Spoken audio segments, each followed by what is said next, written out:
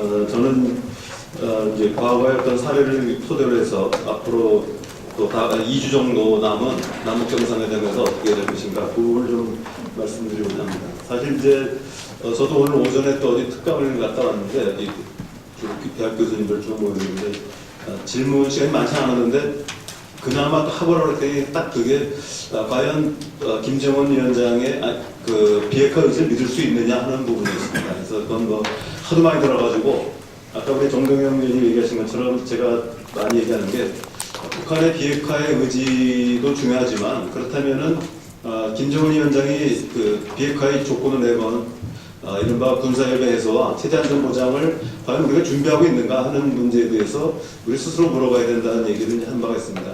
한 2주 전에 미국 랜드 연구소에서 이름을 얘기하면 아주 유명한 이제 한반도 전문가가 지금 저랑 이제 인터뷰하자고 저희 연구소에 찾아왔었습니다. 그래서 역시 그분도 이제 하는 얘기가 김정은이 비핵화를 얘기하는데 과연 믿을 수 있느냐. 그래서 뭐 제가 나도 설명을 하고 나도 궁금한 게 있는데 그럼 만약에 트럼프 대통령이 김정은 위원장한테 어떤 비핵화 조건으로 체제안전을 제공해야 될 텐데 그러면 만약에 약속한다 했을 때 트럼프 대통령을 너는 당신이 믿느냐 그랬더니 가만히 있더니 자기도 못 믿겠다 그러더라고요. 결국은 사실은 그 미국과 북한 간에는 깊은 그 불신의 골이 있고 그 다음에 한 번도 뭐 정상이 지금 만난 적이 없습니다. 또 하나는 지금 비핵화의 방법을 놓고 많은 견해 차이가 이미 드러나 있습니다. 그래서 저는 이제 특히 비핵화의 시간표를 둘러싸고 트럼프의 시간과 김정은의 시간이 서로 다릅니다. 트럼프 대통령은 자신의 그 재선을 위해서 한 2년 내에 비핵화가 완료됐으면 하는 이런 부분이라고 한다면 김정은 위원장 입장에서 본다면 사실 뭐 시간이 길면 길수록 자신한테 유리하기 때문에 김정은의 시간과 트럼프 시간이 일치하기가 어렵습니다. 저는 여기서 이제 이 문재인의 시간을 만들어야 된다. 결국은 지금 김정은 위원장이 그나마 어렵게 지금 대화에 나오게 된 큰 배경 중에 하나는 한국에 대한 신뢰가 조금씩 쌓였기 때문에 그렇다고 봅니다. 과거 지난 정부인 박근혜 정부에서는 한반도 신뢰 프로세스를 얘기했지만 실제로 우리가 북한에 대한 신뢰를 만들어 나가기보다는 북한에게 일방적인 신뢰를 요구했습니다. 그러다 보니까 말은 신뢰를 얘기했지만 실제 행동은 북한의 조기 공개론에 근거한 이른바 통일 대박론이었습니다. 그래서 그나마 지금 문재인 대통령이 정부가 등장하면서 북한과 신뢰를 만들어갔다고 볼 수 있는데 저는 여기 두 가지 사건이 있었다고 봅니다. 첫째는 지난 8월 15일 대한민국의 동의 없이는 어떠한 군사행동도 용납하지 않겠다는 발언이 있었습니다. 이 부분에 대해서 보수 매체들은 미국에 대한 경고다라고 얘기를 했습니다. 저도 사실 뭐 그렇게 생각합니다.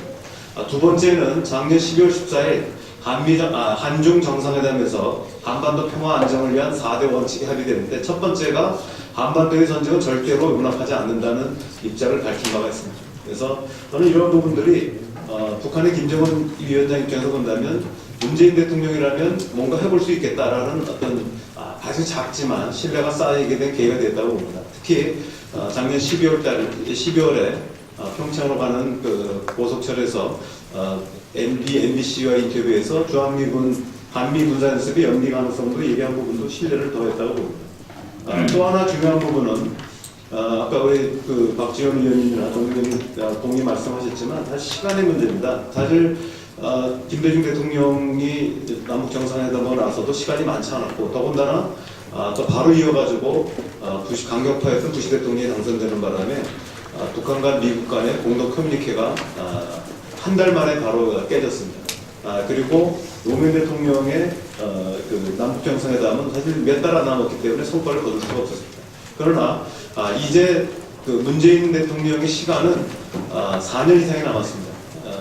뭐 대통령 선거를 친다면 이제 3월 달이니까 한 4년 거의 남았다고 볼 수 있습니다. 그래서 김정은 위원장이 생각한다면 문재인 대통령과 약속을 하고 이행한다면 어느 정도 신뢰가 쌓였고 그 다음에 충분히 남북 간의 한반도 평화 체제와 또 체제 안전을 이룰 수 있는 시간적인 여유가 있지 않겠냐라고 하는 기대를 하는 것이 아닌가 생각합니다. 그래서 저는 여기서 이제 가장 중요한 부분은 이번에 이제 그 과거 과거 9.1 공동성명의 성과를 계승하면서도 이제 새로운 어떤 합의를 독창적이고 새로운 어떤 합의가 필요하다고 봅니다. 지금 언론이나 이런 데서 많이 나오는 것은 지금 오늘자로 이제 그 국가보고자 정식 이제 임명이 됐는데 존 볼튼이 과거 리비아 문제 해결할 때 미 국무부에서 구축 담당 차관이었습니다.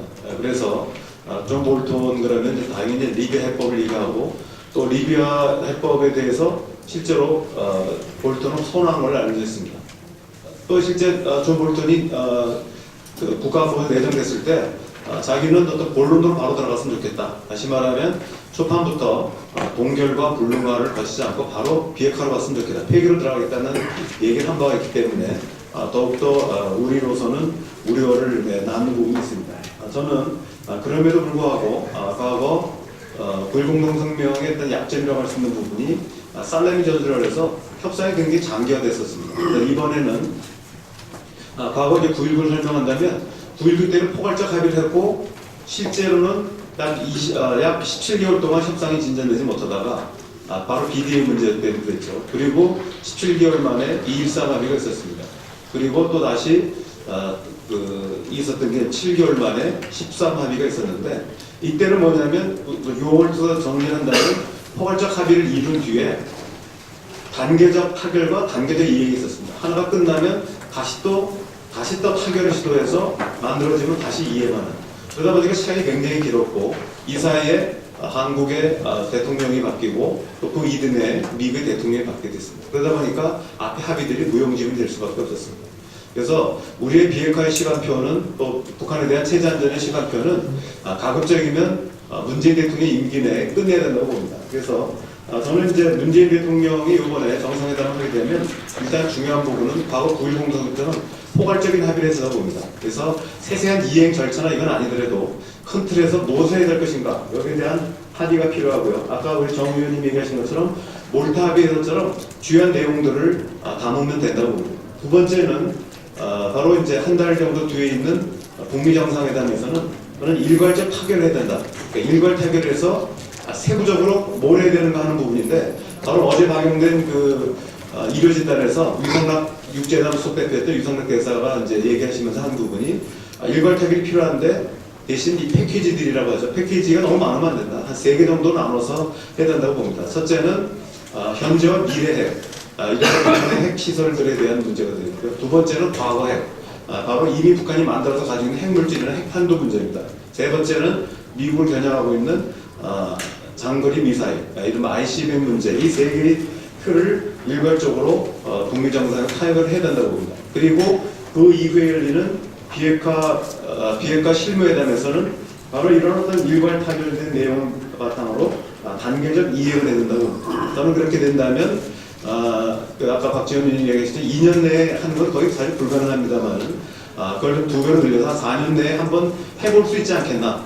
쉽진 않다고 봅니다만은 그럼에도 이렇게 해본다면은 바로 이제 저는 커다란 동아시아의 지각 변동이 일어나고 무엇보다도 한반도의 냉전 구조가 해체된다고 봅니다. 그리고 마지막 말씀드린다면 바로 사실 그 문재인 대통령의 공약이기도 하고 또 아까 지금 정동영 의원이 얘기하셨던 남북 기본 조약 또는 남북 기본 협정입니다.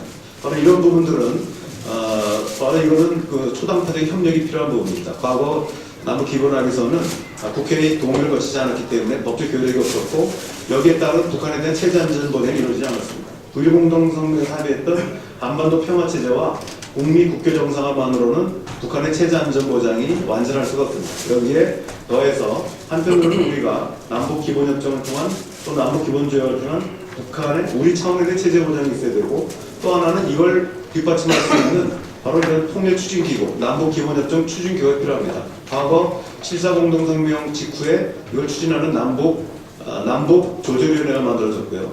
또 남북 기본 합의서 채택 이후에도 기구가 만들어졌는데 당시에는 이제 3개 기구가 만들어졌습니다. 남북 군사 분야, 또 핵통제위원회, 남북 경력 이런 분야가 있었는데 또 14선언 이후에도 기구는 만들어졌는데 가동은 되지 못하고 끝난 바가 있습니다. 이번에 만약 남북 기본 협정이 마련되고 하게 된다면 추진기구가 만들어진다. 마지막으로 저는 중요한 부분이 과거 김대중 대통령이 얘기하셨던 4대국 보장체제와 비슷한 부분을 만들어야 된다고 봅니다.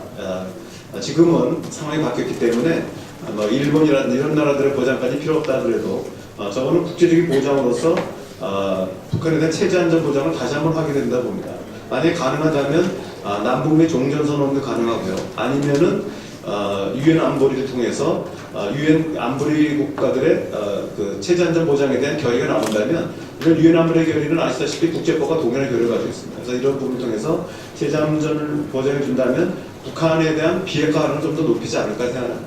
이상입니다. 네. 중요한 내용들 많이 말씀해 주셨는데 시간이 없는 게 아쉽다.